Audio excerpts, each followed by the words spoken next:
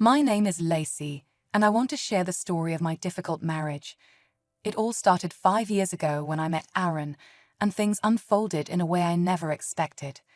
Back then, I was doing well in my career as a senior marketing manager at a top tech company.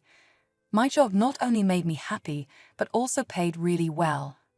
For a while, I was the main provider for our household because Aaron was struggling with on and off unemployment. He was chasing his dream of becoming a writer, and I fully supported him. Aaron had a way of charming everyone around him. Writing was his passion, and I truly believed he would be successful one day. Even though I had my own career, I made sure to cheer him on in his pursuit. We often stayed up late talking about the future we wanted to build together. Aaron would sometimes take on small jobs to help out, but I always told him not to worry. I was happy to take care of things while he figured out his path. We had a strong belief in each other's dreams and were ready to face whatever came our way.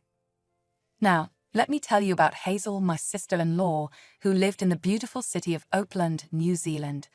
We weren't super close, but I still considered her part of the family. Aaron was very fond of his younger sister. She was only 23. He often talked about their childhood, showing how much he cared for her. Even though Hazel and I didn't have a deep bond, I valued the times we spent together at family events. She was full of energy and life. Hazel had made a bold decision to study abroad, and everyone supported her. One day, after a long and tiring day at work, I came home with sore feet, just wanting to relax. But Aaron had something else on his mind. "Lacey, there's something I need to talk to you about." "Sure, Aaron. What's going on?" "It's about Hazel. Her health has taken a serious turn, and the medical bills in Oakland are incredibly high. She reached out to me for help. Can we send her some money?" "Of course, Aaron. What happened to her?" "She's been having some stomach problems, and the doctors are doing tests to figure out what's wrong." "Oh no, poor Hazel. I'll definitely help her." "Thank you, babe. I hate to ask, but she's my sister, and I can't stand the thought of her suffering. I've been between jobs for a while, and my savings are running low. Hazel just graduated and has been looking for a job, but it's been tough for her to find one in her field. Family comes first, Aaron, and we'll make sure she gets the help she needs." "How much do you think she needs?" "Just $5,000. I know it's a lot." "We'll manage. It's the least we can do." "You're amazing, Lacey. I promise I'll pay you back as soon as I find a steady job. I hate that it's come to this, but I'm so grateful for your support." "Don't worry about paying me back, Aaron. Family sticks together." Without hesitation, I agreed to send the money. I made this decision out of love, compassion, and a strong belief that family always comes first. I thought I saw genuine concern in Aaron's eyes for his sister, and I couldn't stand to see him worried. After all, what's the point of the money I earn if I can't use it to help the people I care about most? I've always believed that money only has real value when it's used to make a positive difference in the lives of loved ones. It wasn't about the amount or the inconvenience.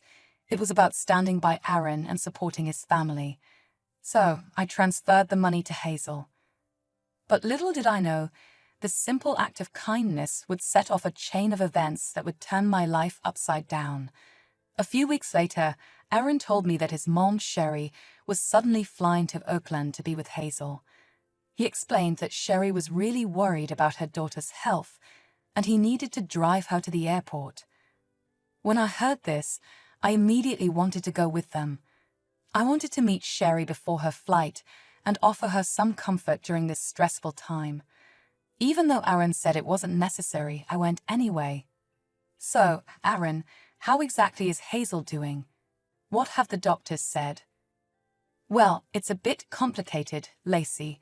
She's been having these stomach issues, and the doctors are still trying to figure it out." "Yes, dear, they haven't been able to pinpoint the exact cause yet. It's been quite tough for her." "Stomach issues. That sounds pretty vague. But she's been seeing the doctor regularly, right?" "Ah, yes. She's seen a few specialists, but they haven't reached a conclusion yet. It's frustrating, darling, but we're hopeful she'll get better soon. I'm going there to take better care of her.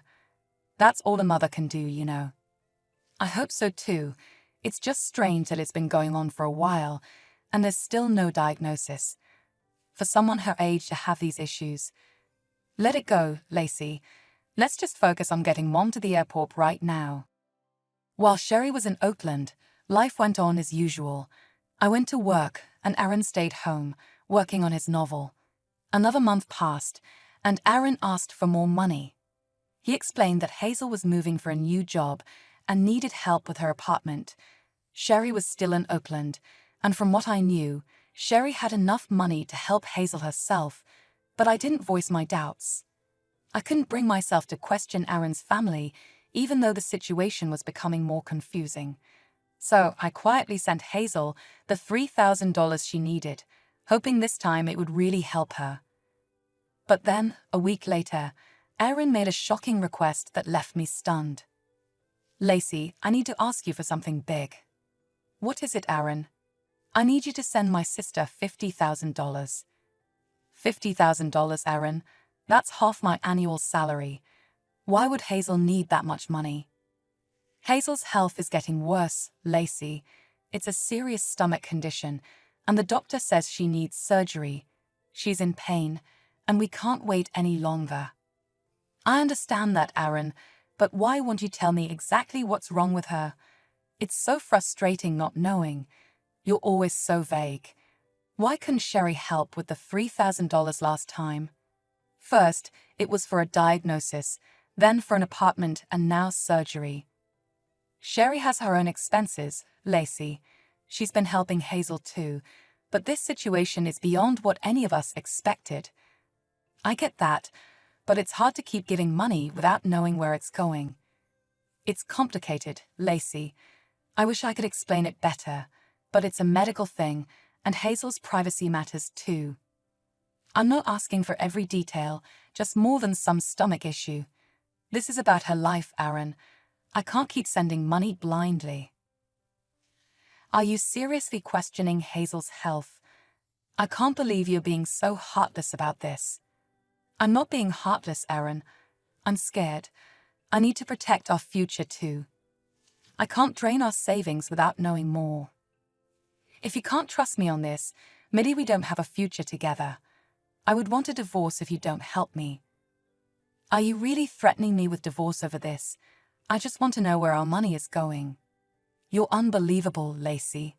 Fine, do what you want, but remember, you're making this choice.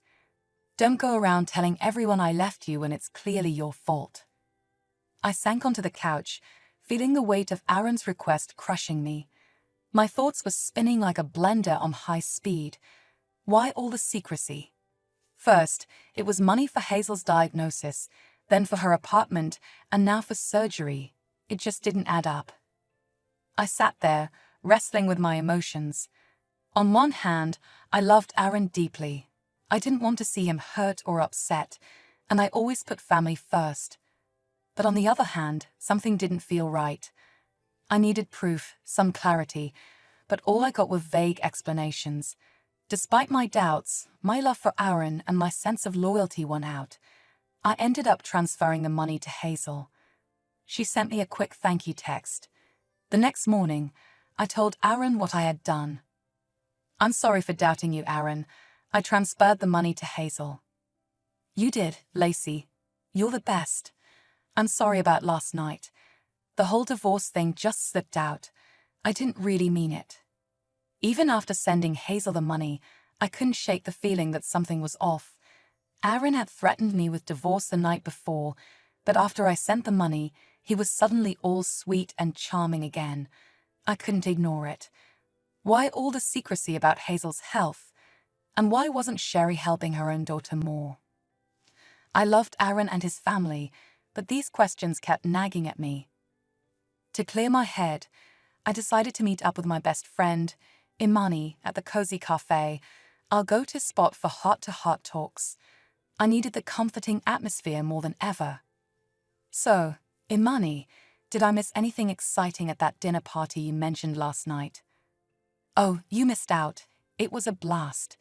Jenny wore this stunning red dress that made everyone jealous. You know, the usual stuff: food, gossip, and lots of dancing. Typical Jenny, making an entrance. Why weren't you there, by the way? Actually, that's what I wanted to talk to you about. Aaron and I kind of had a fight. No way, Lacey. What's going on? Well, you know my sister-in-law Hazel in New Zealand, right? She's been asking for money, saying it's for her health issues. Yeah, I remember seeing her at your wedding. She was so young then. What's her deal? Something just feels off. I sent her money before, but now Aaron's asking me to send a huge amount of my salary, and he threatened divorce if I didn't. Wait, that doesn't sound right. That was a low move on Aaron's part. Did you try talking to Hazel directly? I did. I left her a few texts, but she was so vague about it too, just thanking me for the money and all. I don't really know her that well. You know, sometimes people share more on social media than they intend to. Have you checked Hazel's profile? Profiles? What is she up to? Hazel isn't on Facebook or Instagram. She's always been pretty private. That's odd for a 23-year-old not to have any social media presence. Let me put my stalking skills to work. Go ahead. I took a quick break to grab the blueberry muffins and coffee we had ordered, trying to calm my nerves. When I got back, the look on Imani's face was one of shock. "Isn't this Hazel?" she asked, showing me her phone. I leaned in and saw Hazel at a Dua Lipa concert just a week ago. My heart dropped. What on earth was going on? And those front row tickets couldn't have been cheap. I scrolled through Hazel's Instagram profile. There she was, living a life that didn't match the story Aaron had told me. Fancy restaurants, designer clothes, trips to Europe, and pictures with influencers. Nothing about her life seemed to match the desperate situation Aaron had described. The final straw came when I saw her Instagram story from just 4 hours ago. Hazel having a luxurious lunch with Sherry at an upscale restaurant. Her follower count was around 20,000, enough to make her a budding influencer. How could someone with that kind of lifestyle, who was supposedly in such dire financial straits, need so much money? Girl, she's flaunting a Gucci bag, and your husband claims she's broke. You need to have a serious talk with Aaron. You're right, Imani. I need to go. See you later. I rushed home, my mind racing, but Aaron wasn't there. I couldn't sit still, so I paced the living room, my heart pounding. Finally, Aaron walked through the door. "Hey, baby, how was your day with Imani?" "You're home early." It was very enlightening. I learned a lot today. That's good. I just went for a walk to hit my daily step goal. Nice. You seem upset. Is everything okay with Imani? Oh, come on, Aaron. Did you know about this or not? Know about what? I pulled out the screenshots of Hazel's Instagram photos that Imani had sent me. Aaron's face turned pale as he looked at them. I could see the regret in his eyes. Where did you find these? It doesn't matter where I found them. The question is, did you know? I looked him in the eyes and demanded, "Admit you've been keeping things from me." Aaron nodded slowly. "Yes, I have." "Why would you lie about something like this? And where did all the money I worked hard for go?" It's a complicated situation. I'm not accepting that as an answer. You better start talking. Well, Hazel needed money because she didn't finish college. She dropped out. What? And when were you going to tell me that? You said she graduated. Yeah, I lied. She wanted to become an influencer and needed money to keep up that lifestyle. I thought I could help her out. So, you sent her money to splurge on designer clothes and bags and to build a fake social media life. You don't understand, Lacey. She realized college wasn't for her. So, there was no illness, no surgery, no new job, and no new apartment. Yeah, I lied. She just wanted to live a glamorous social media fantasy. And Sherry? Why did she fly out to Oakland? She's in on it too. They're planning to go to Paris for an influencer event on Mother's Day. It's a thing where everyone brings their mom as their date. I can't believe you tried to convince me your sister was seriously ill just to fund these ridiculous luxuries. Please forgive me, Lacey. And then you threatened to leave me. Yes, I'm sorry. I didn't mean it. Babe, please, what can I do to make it up to you? You want to make it up to me? Fine, let's get a divorce. You can't be serious. Oh, I am. You threatened me with divorce, but now I genuinely want one. Life at home became unbearable. Aaron and I were like strangers living under the same roof. I needed a break from all the lies, so I booked a flight to my parents' place. My flight was in 2 days, but then, just when I thought things couldn't get any crazier, Hazel called me one morning while I was having my coffee. I stared at my phone, wondering what on earth she wanted, and then I finally answered. Lacey, you need to listen carefully. You have no idea what you're getting yourself into. What are you talking about? If you think about divorcing Aaron, it won't end well for you. You'll regret it. I'm done sending you money for your so-called needs. You don't understand the situation, Lacey. I have plans, and they involve you staying married to Aaron. As she started talking, I had a brilliant idea. I activated the recording feature on my phone, making sure to capture every word. You have no choice, Lacey. Be a supportive sister-in-law or face the consequences. You think you can just walk away, Lacey. You have no idea who you're dealing with. If you dare to divorce my brother, I'll make your life a living hell. I have connections you can't even imagine. Well, Hazel, it seems you've got your threats, but I have something too. I've been recording this entire conversation. You can't be serious. Oh, I am. And now you have 1 month to return every cent you took from me, or I'll make sure your followers hear the truth. Lacey, please don't do anything drastic. 1 month, Hazel. Don't test my patience. In the end, Hazel did pay me back. She wired the money to my account before the month was up. As for Aaron and me, we couldn't fix what was broken, so I filed for divorce. It wasn't easy, but sometimes you have to do what's right for you. Being single again has its perks. Work is more exciting, socializing is a blast, and I'm living life on my own terms. I bought myself a new apartment, a place I can truly call my own. When people ask me how I managed to stay strong through all the chaos, I just smile and say, when people cross the line with you, sometimes you have to cross some lines too. Don't play the victim. Take control of your life and your happiness.